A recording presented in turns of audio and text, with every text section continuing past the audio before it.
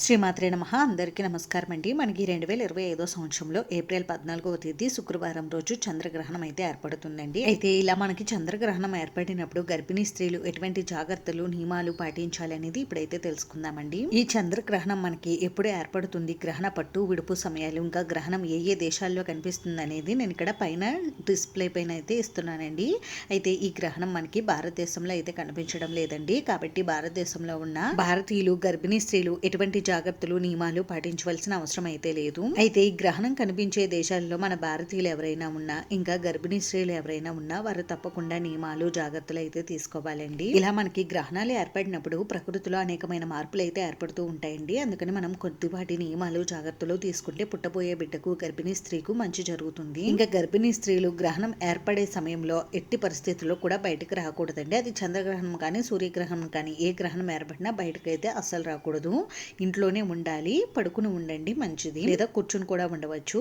అయితే మీరు ఉంటున్నటువంటి ఇంట్లోకి గ్రహణ కిరణాలు పడకుండా ఉండేలా చూసుకోవాలి. అందుకని కిటికీ తలుపులు డోర్లు అన్ని కూడా వేసుకుని కర్టెన్స్ తో కవర్ చేసుకుని ఇంట్లో అయితే ఉండండి. ఇంకా గర్భిణీ స్త్రీలు గ్రహణాన్ని నేరుగా అయితే చూడకూడదండి. అలాగని టీవీల్లో కానీ టెలిస్కోపుల్లో కూడా చూడకుండా ఉంటేనే మంచిది. గ్రహణాన్ని నేరుగా చూడడం వలన పుట్టబోయే బిడ్డ అంగవైకల్యంగా పుడుతుందని మన పెద్దలు అయితే చెప్తూ ఉంటారు. అందుకని తగు జాగ్రత్తలు నియమాలు అయితే తీసుకోండి. ఇంకా గ్రహణ సమయంలో ముఖ్యంగా గర్భిణీ స్త్రీలు ఫోన్లు ఎక్కువగా చూడడం, టీవీ చూడడం, ల్యాప్టాప్లు వాడడం లాంటివి కూడా చేయకండి. ఈ సమయంలో మనకి వాటి నుండి అత్యధిక రేడియేషన్ అనేది వెలువడుతుంది. ఆ రేడియేషన్ ప్రభావం అనేది గర్భస్థ శిశువు పైన పడే ఛాన్స్ ఎక్కువగా ఉంటుంది. కాబట్టి అవేమీ కూడా చూడకుండా ఉంటేనే మంచిది. ఒక రూమ్ లో కూర్చుని ప్రశాంతంగా పడుకుని కానీ కూర్చుని కానీ దైవనామస్మరణ చేసుకోండి, చాలా మంచిది. మనకి ఏర్పడపోయేది చంద్రగ్రహణం కాబట్టి చంద్రుడు మనస్కారకుడు కాబట్టి ఓం నమ శివాయ అనే పంచాక్షర మంత్రాన్ని కానీ, లేదు అంటే మృత్యుంజయ మంత్రాన్ని కానీ ఓం చంద్రాయ నమః అని అనుకుంటూ మీరు నామస్మరణ చేసుకుంటూ ఉండండి. ఇంకా ఈ గ్రహణ సమయంలో గర్భిణీ స్త్రీలు నిద్రపోకూడదండి, పడుకుని ఉండాలి అంతే, నిద్రపోకూడదు. ఇంకా గ్రహణం ఏర్పడే ఒక 2 గంటల ముందే ఆహారం అయితే తీసుకోవాలండి. అంటే మీరు తీసుకున్న ఆహారం గ్రహణ సమయానికి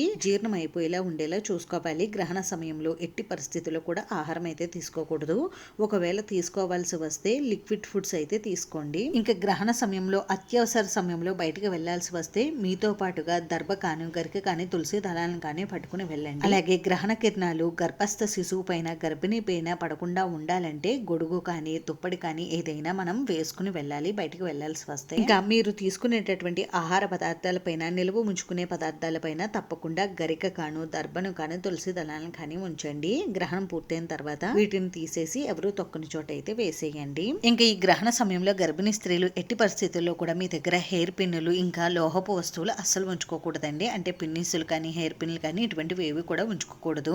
అలాగే గ్రహణ సమయంలో పదునైన వస్తువులను కూడా అస్సలు వాడకూడదు. కూరగాయలు కట్ చేయడం, ఫ్రూట్స్ కట్ చేయడం లాంటివి కూడా చేయకూడదు. ఇంకా గ్రహణ సమయంలో ఎట్టి పరిస్థితుల్లో కూడా స్నానం అయితే ఆచరించకూడదండి. మీరు ఆచరించాలనుకుంటే గ్రహణం ముందు పట్టు స్నానం చేయవచ్చు. ఇంకా గ్రహణం విడిచిన తర్వాత విడుపు స్నానం చేయవచ్చు. కానీ గ్రహణ మధ్యలో ఎట్టి పరిస్థితుల్లో కూడా స్నానం అయితే ఆచరించకూడదు. గ్రహణం పూర్తయిన తర్వాత మనకి ఎలాగో ఇది చంద్రగ్రహణం కాబట్టి ఉదయమే ఇంటిని శుభ్రం చేసుకోండి. ఇంటిని శుభ్రం చేసుకునేటప్పుడు ఆ నీటిలో రాళ్ల ఉప్పుని కానీ కొద్దిగా పసుపు కానీ గంగాజలం కానీ వేసి ఇంటిని శుభ్రం చేసుకోండి. ఇలా చేసుకోవడం వల్ల ఇంట్లో ఏదైనా నెగిటివ్ ఎనర్జీ ఉంటే అదంతా కూడా తొలగిపోతుంది.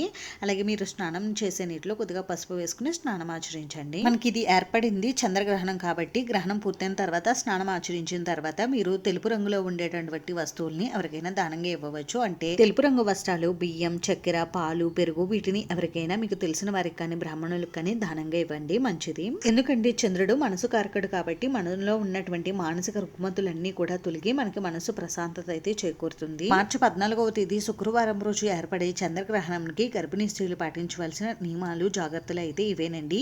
ఈ గ్రహణ నియమాలు భారతదేశంలో ఉన్నటువంటి వారికి కాదండి, విదేశాలలో గ్రహణం కనిపించే దేశాల్లో మన భారతీయులు ఎవరైనా ఉంటే వారికి ఈ నియమాలు జాగ్రత్తలు అయితే పాటించవలసిన అవసరం ఉంటుంది. ఇండియాలో ఉన్న వారికి ఈ రోజు లక్ష్మీ జయంతి, హోలీ పండుగ పర్వదినాలు అయితే ఉన్నాయి కాబట్టి మీరు మామూలుగా మీ పూజాది కార్యక్రమాలు అయితే నిర్వహించుకోవచ్చండి. మీరు గ్రహణ నియమాలు ఇంకా జాగ్రత్తలు తీసుకోవాల్సిన అవసరం అయితే లేదు. అంతేనండి. చూసారు కదా, ఈ వీడియో మీకు నచ్చితే ప్లీజ్ లైక్ చేసి షేర్ చేసి సబ్స్క్రైబ్ చేసుకోండి. Thanks for watching.